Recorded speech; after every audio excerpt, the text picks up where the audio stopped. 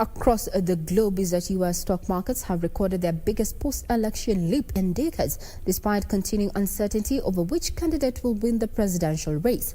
Shares rallied as investors bet the closer-than-expected results reduce the chance of big changes for business. Now, tech and health firms are now seen as less likely to face new regulation-led gains. Details of this and our stories from our global business news roundup. Facebook shares rose more than 8%, while several major health insurance firms saw double-digit jumps. The Dow closed up more than 1.3%, while the wider S&P 500 climbed 2.2%. The tech-heavy Nasdaq gained nearly 3.9%, with millions of votes still to be counted. Incumbent President Donald Trump and his challenger Democrat Joe Biden are neck and neck in key swing states. But early predictions of a possible early landslide win for Biden and his party in Congress failed to materialize. The gains in the S&P 500 and the Dow were the biggest for a single day following a presidential election in at least 4 decades. Indexes in Europe closed higher too, climbing back after a sharp fall following incumbent President Donald Trump's premature victory speech.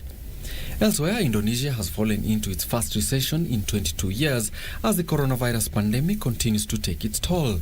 Southeast Asia's biggest economy saw growth fall 3.49% in the third quarter of the year compared to the same period in 2019. Following a fall of 5.32% in the second quarter of 2020, this has pushed Indonesia into a recession. The last time this happened was during the 1998 Asian financial crisis. Authorities in Indonesia have predicted that 3.5 million people could lose their jobs due to the coronavirus downturn. Indonesia has the highest infection rate in the region.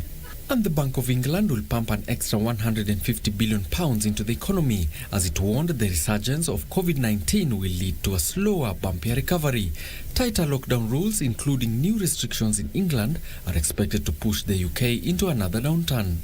The Bank of England believes unemployment will rise sharply as the government support schemes wind down.